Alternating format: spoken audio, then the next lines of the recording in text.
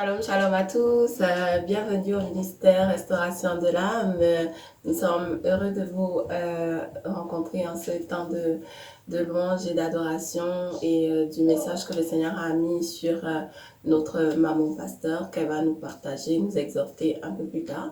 Alors, sans plus tarder, on va juste élever nos voix pour rendre gloire à Dieu pour ce temps de confinement où tout le monde est vraiment dans un esprit de prière, dans un esprit de repentance par rapport à tout ce qui se passe dans le monde entier. Donc, sans plus tarder, je vais laisser la parole à notre bien-aimée chantre Stéphanie juste à côté de moi. Bonjour, bonsoir chers frères et sœurs. Nous allons chanter un chant pour élever le Seigneur là où les hommes nous donnent des défis. Nous allons élever le Seigneur pour montrer aux hommes, à l'ennemi, que le Seigneur que nous servons est plus haut que tout et que l'impossible devient possible pour lui. Amen. Amen. On m'a souvent dit que rien de bon ne sortira de ma vie. Oh, oh, on m'a souvent dit que rien de bon ne sortira de ma vie. Oh, tant que Christ bâtit ma vie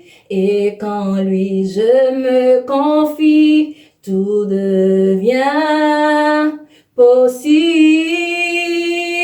Tant que Christ bâtit ma vie et qu'en lui je me confie, tout devient possible. Tant que Christ bâtit ma vie et qu'en lui je me confie, tout devient possible. Il accomplira une belle œuvre dans ma vie. Christ accomplira une belle œuvre dans ma vie. Christ accomplira une belle œuvre dans ma vie. Christ accomplira une belle œuvre dans ta vie. On t'a souvent dit que rien de bon ne sortira de ta vie. Oh, oh, on t'a souvent dit que rien de bon ne sortira de ta vie. Tant que Christ bâtit ma vie et qu'en lui je me confie, tout devient possible. Tant que Christ bâtit ta vie et qu'en lui tu te confies, tout devient possible.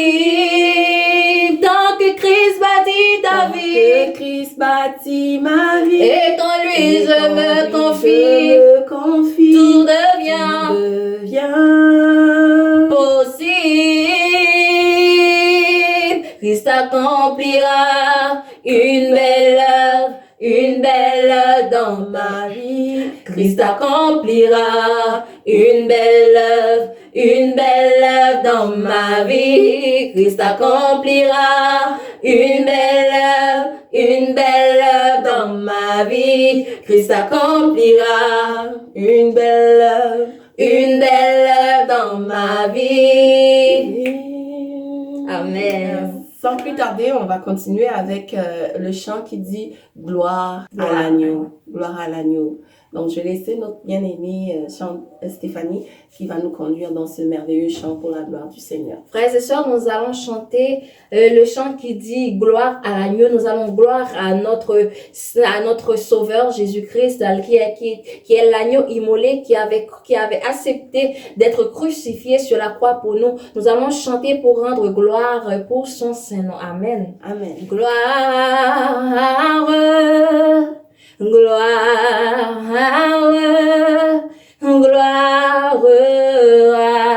à l'agneau. Gloire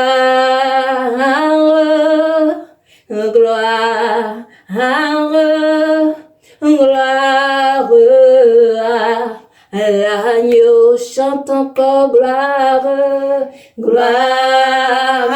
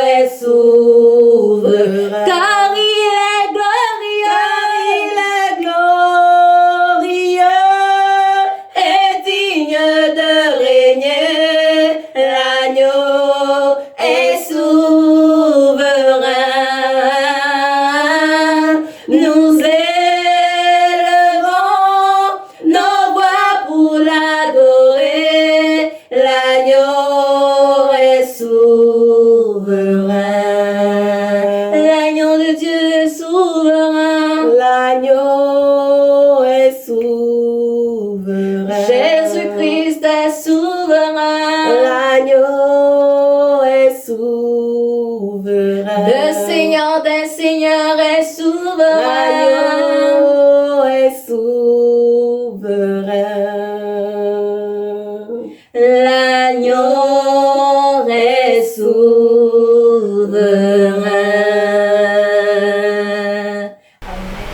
Alléluia. Nous bénissons le Seigneur pour ce merveilleux dimanche encore, où il nous donne d'expérimenter sa parole, où il nous donne de nous tenir au devant de lui, où il nous donne de venir partager un merveilleux et un succulent repas avec toi. Sois le bienvenu au ministère Restauration de l'âme. Alléluia. Nous sommes dans la joie de vous accueillir en ce dimanche. Je bénis Dieu qui me donne l'opportunité de partager sa parole avec toi. Et au-delà de la parole, je bénis le nom du Seigneur pour mon époux qui me permet de partager la parole avec vous. Vraiment, merci. Que Dieu vous bénisse. Amen. Nous allons prier. Père, nous te louons, te rendons les actions de grâce pour ce merveilleux solennel moment que tu nous donnes. Nous prions afin que tu prennes la première place. Nous prions afin que ta volonté parfaite s'accomplisse. Pendant que nous allons partager cette parole, que tu viennes glorifier ton nom, que tu viennes manifester ta puissance, que tu viennes toucher les cœurs et que, oh, alléluia, rien que ta parole et rien que ta parole, ô Seigneur, soit dispensée. Donne-moi de diminuer et que tu puisses, ô Dieu, m'utiliser comme un instrument et que la nourriture que tu vas donner au travers de moi puisse m'atteindre moi aussi, car j'en ai besoin. Merci Seigneur parce que tu le fais dans le merveilleux et précieux nom de notre Seigneur et Sauveur Jésus-Christ. Amen.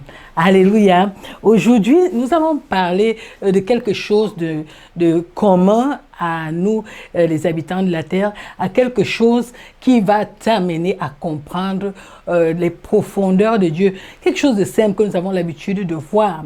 Et nous allons parler d'une activité qui a souvent lieu dans les campagnes ou bien dans les zones agricoles. Alléluia. Nous allons parler de la parabole du sémeur. Amen. Cette parabole qui a la grâce d'être explicitée dans la parole de Dieu et que quand tu écoutes, alléluia, tu es béni. Quand tu écoutes, tu vas comprendre le message que Dieu veut te donner. Alléluia. Bien, prends ta Bible sans toute forme de cérémonie. Prenons nos Bibles dans le livre de Matthieu. Nous allons lire à partir du verset 3. Nous allons lire deux parties. Nous allons lire à partir du verset 3 et nous allons nous arrêter au verset 9. Puis nous allons recommencer à lire à partir du verset 17 jusqu'au verset 23. Alléluia. Nous lisons la parole de Dieu. Matthieu chapitre 13, à partir du verset 3. Il est écrit, il a parlé en parabole sur beaucoup de choses et il dit, ici il s'agit de Jésus, amen. Un semeur sortit pour s'aimer comme il semait. Une partie de la semence tomba le long du chemin. Les oiseaux vinrent et la mangèrent. Une autre partie tomba dans les endroits pierreux où elle n'avait pas beaucoup de terre. Elle leva aussitôt parce qu'elle ne trouva pas un sol profond. Mais quand le soleil parut, elle fut brûlée et sécha, faute de racines. Une autre partie tomba parmi les épines. Les épines montèrent et l'étouffèrent. Une autre partie tomba dans la bonne terre, elle donna du fruit, un grain 100, un autre 60, un autre 30. Que celui qui a des oreilles pour entendre, entende. Alléluia. Voilà la parabole qui est lancée. Les disciples se posent des questions, ils ne comprennent pas parce que Jésus parle ici à une foule qui est venue l'écouter. Alléluia. Mais il leur parle en parabole, il ne leur parle pas clairement. Alors les disciples posent la question à Jésus, mais là, tu dis quelque chose que nous ne comprenions pas. Quelle est cette histoire du semeur et des semences et qui tombent dans la mauvaise terre, qui tombent? C'est quoi ça? Alors le Seigneur va reprendre un peu plus loin quand nous ouvrons toujours nos Bibles à partir du verset 17. Qu'est-ce qu'il va dire? Verset 17, « Je vous le dis en vérité, beaucoup de prophètes et de justes ont désiré voir ce que vous voyez et ne l'ont pas vu. Entendre ce que vous entendez et ne l'ont pas entendu. Vous donc, écoutez ce que signifie la parabole du semeur. Lorsqu'un homme écoute la parole du royaume et ne la comprend pas, le malin vient et enlève ce qu'il a été semé dans son cœur. Cet homme est celui qui a la semence, qui a reçu la semence le long du chemin. Nous allons faire une petite pause à ce niveau.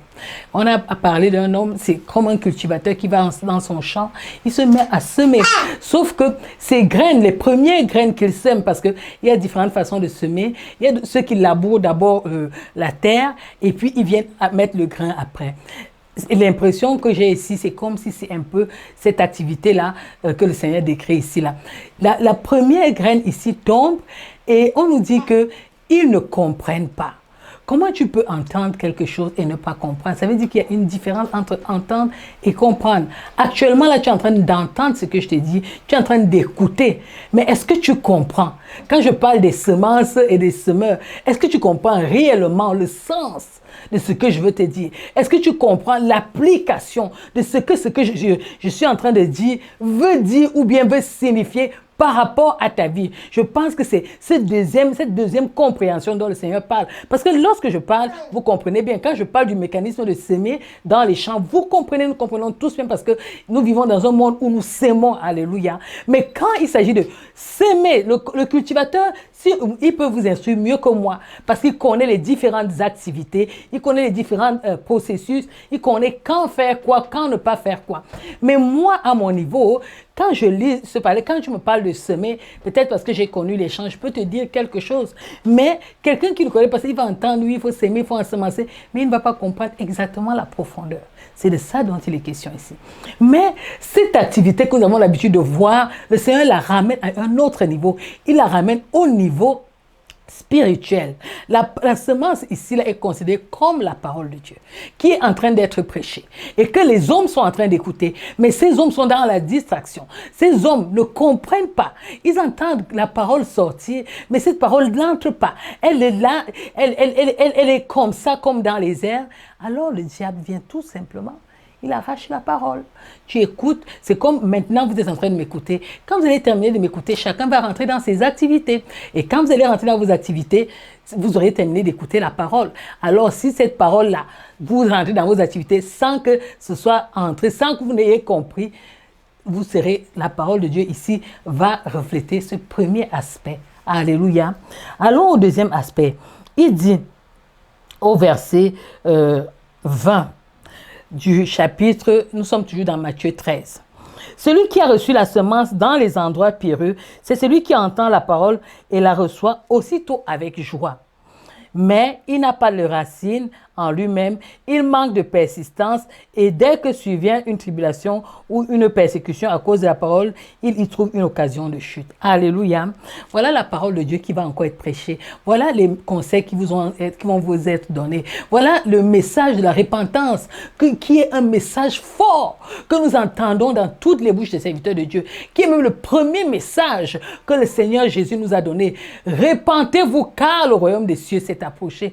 Mais les gens entendent ça, ils entendent le son repentez-vous, mais ils ne comprennent pas, ils ne saisissent pas la vérité spirituelle cachée dans ce message pour la mettre en application, pour qu'elle puisse influencer leur vie, pour qu'elle puisse changer leur vie, pour qu'elle puisse devenir chère en eux. La repentance n'est pas effective. Alléluia. Donc, ici, la parole de Dieu que nous écoutons, et nos cœurs sont... Pourquoi la parole ne prend pas racine? Parce que les cœurs sont pierreux, les cœurs sont durs, les cœurs sont remplis, les cœurs ne sont pas tendres, les cœurs ne sont pas propices à ce que la parole puisse germer, porter du fruit. Alléluia. Et il y a quelque chose que je note ici dans le verset 20. Il dit, ils accueillent la parole avec joie. Faisons un feedback. Quand nous avions encore, quand c'était encore le temps de la liberté, que nous avions l'opportunité de prêcher dans l'église, où il y a des foules, vous allez voir que quand on dit le Seigneur va te bénir, tout le monde crie Amen. Mais si tu dis le Seigneur te demande de te repentir, difficilement les gens vont te dire Amen, Alléluia.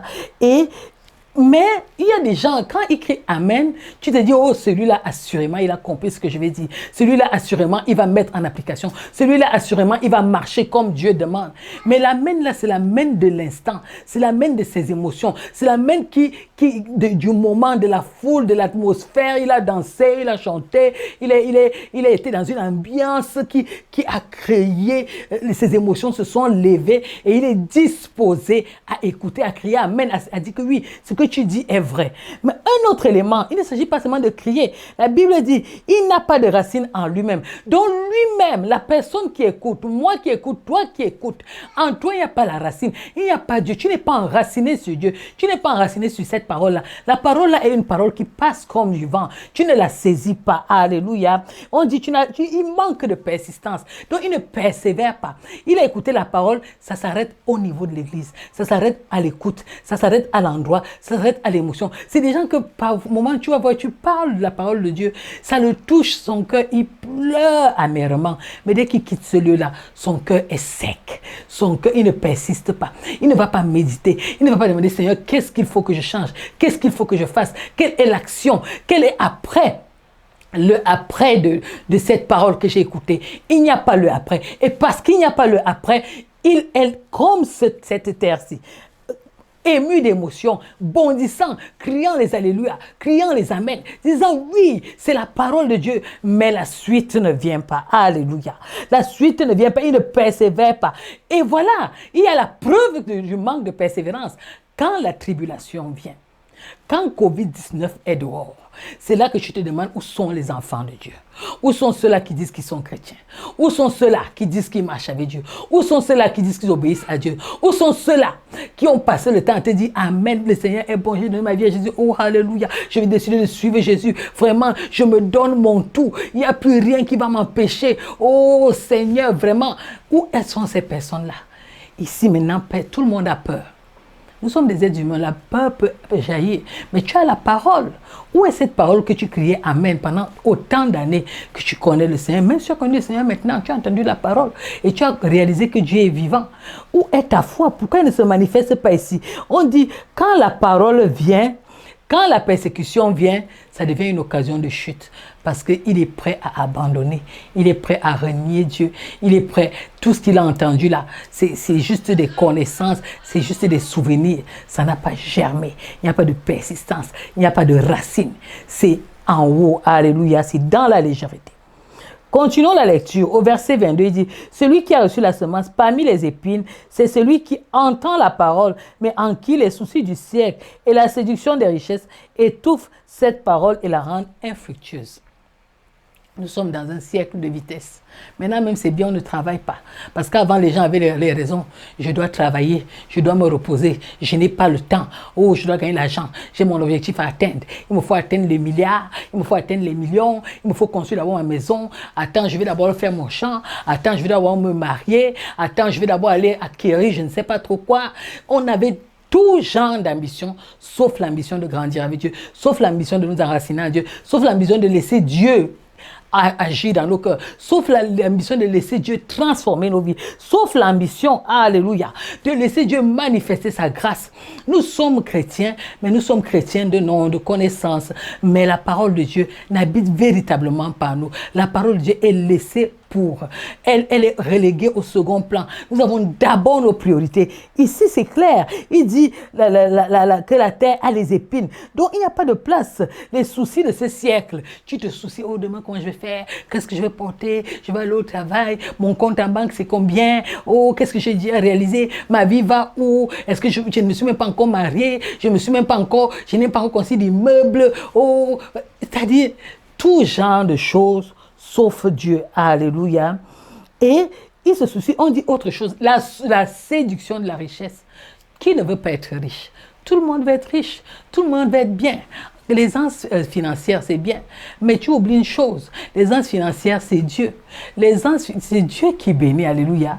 Maintenant, là, si tu regardes, par exemple, les gens qui sont malades, les gens qui sont couchés sur leur lit, ils ont des ambitions. Mais où sont ces ambitions en ce moment? Est-ce que ces ambitions sont capables de les sauver? Est-ce que ces ambitions sont capables maintenant de leur donner la santé? Tu as les ambitions, maintenant tu es handicapé. Tu as les ambitions, maintenant tu ne peux même pas aller travailler. On est réduit à un service essentiels. Voilà le travail donc qui passe, le service essentiel. Ce sont les gens du service essentiel qui travaillent. Tous les autres qui avaient les ambitions, qui voulaient se balader, qui avaient les voyages, ceux qui avaient les programmes de voyager, aller en croisière, aller visiter les coins du monde, il n'y a plus ça. Il n'y a plus ça. Tout le monde est enfermé et tout le monde doit lutter pour sa propre vie, pour sa propre survie. Je pense que c'est un temps où tout le monde doit élever les regards vers le ciel. Alléluia.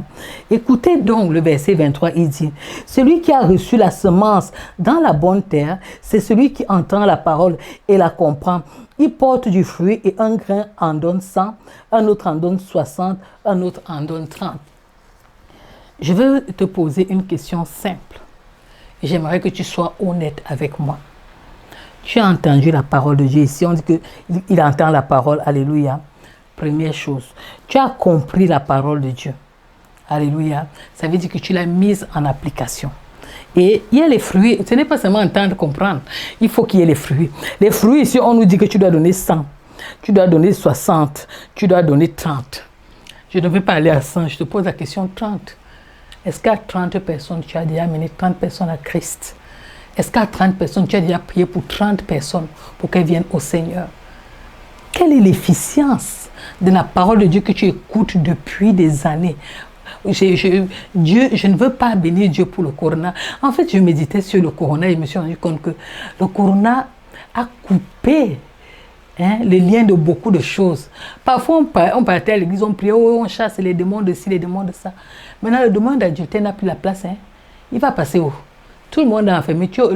L'homme est obligé de rester avec sa femme, la femme est obligée de rester avec son mari. Il n'y a pas moyen d'aller dire que je vais encore monter, descendre. Donc, coronavirus a coupé ça. Coronavirus, quand on dit aux gens ne dépensez pas, il y avait des gens qui étaient des compulsifs dépenseurs. Coronavirus a coupé.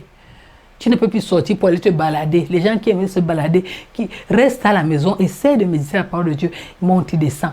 Coronavirus a coupé ça. Coronavirus a coupé les dépenses. C'est vrai que d'autres moments, on dit qu'on achète en ligne, mais tu ne sors plus te balader comme tu veux. Coronavirus a coupé les libertés des gens.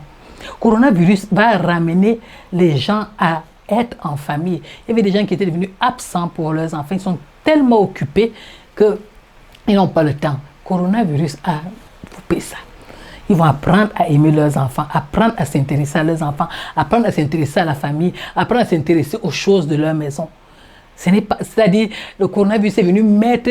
C'est comme si le coronavirus sert pour mettre un peu d'ordre dans la vie des êtres humains.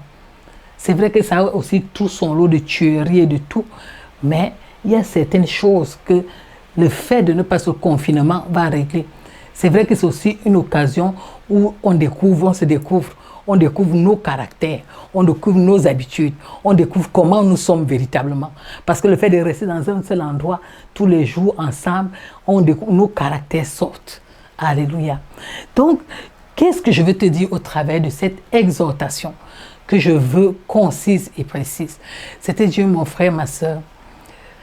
Il est temps que tu mettes ta vie en règle. Les temps sont mauvais. Le Seigneur est à la porte. Les temps sont mauvais.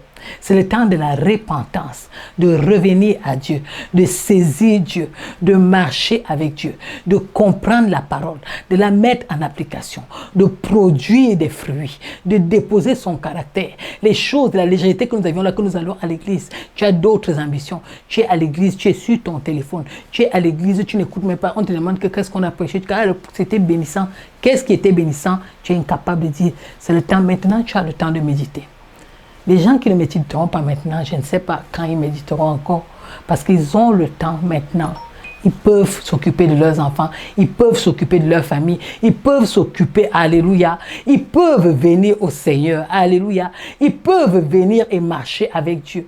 Qu'est-ce que tu attends? Mon point aujourd'hui, c'était de dire, sois la bonne terre. Ne m'écoute pas et après m'avoir écouté, tu pars à d'autres activités. Écoute-moi et saisis la révélation de Dieu. Écoute-moi et que ton cœur soit la bonne terre. Tu peux discipliner ton cœur. Tu peux dire, je donne mon cœur aujourd'hui à Dieu. Je décide de marcher dans la parole de Dieu. Je décide d'obéir à la parole de Dieu. Je me détourne des voies mauvaises. Je me détourne, Seigneur, donne-moi la force. Je me détourne, Seigneur, donne-moi la force d'avancer. Donne-moi la force de te chercher. Donne-moi la force, oh, alléluia, de t'obéir. Donne-moi la force force d'être cette bonne terre-là. Les soucis du monde ne sont plus là.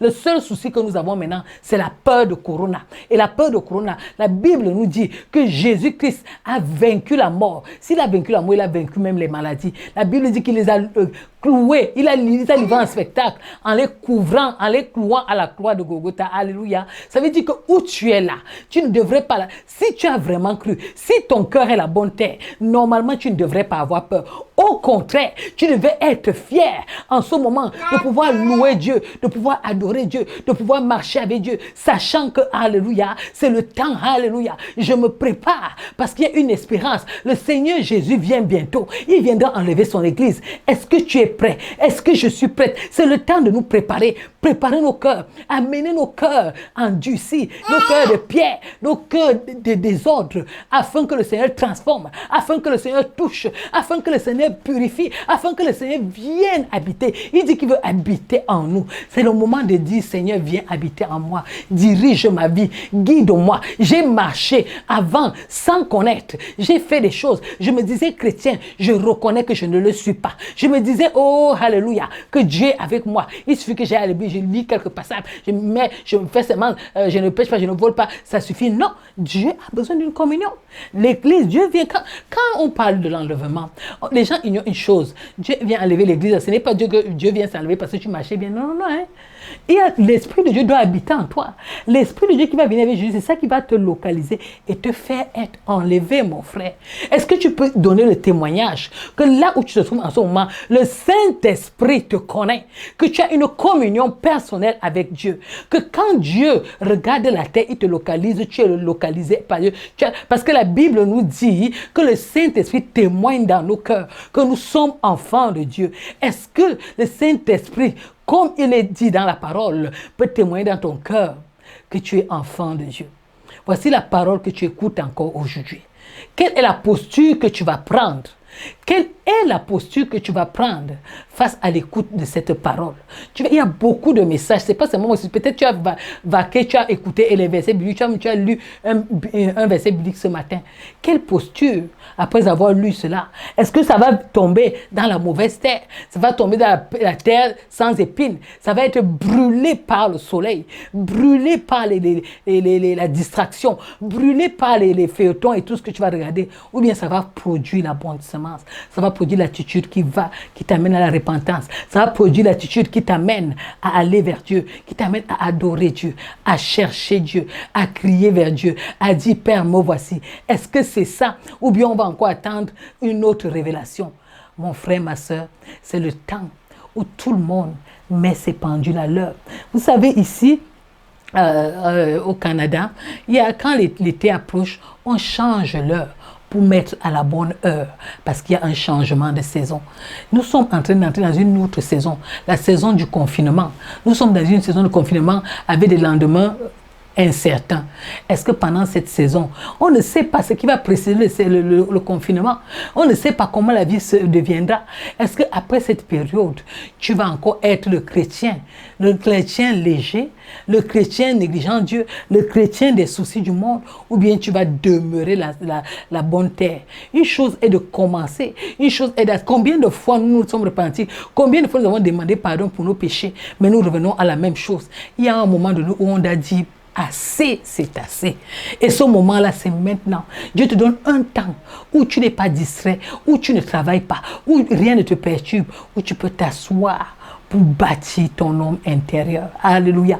Pour faire entrer les perfectionnements en toi, des choses d'en haut, rechercher les choses d'en haut, les richesses d'en haut. Alléluia.